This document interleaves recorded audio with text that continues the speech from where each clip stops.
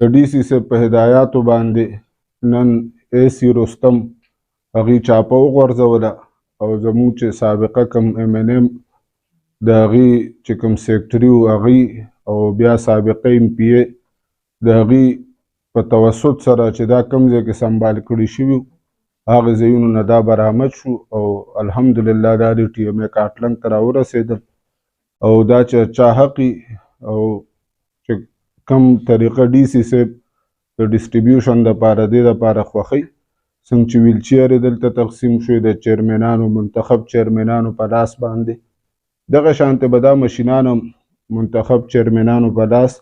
په NABs کې تقسیمیږي.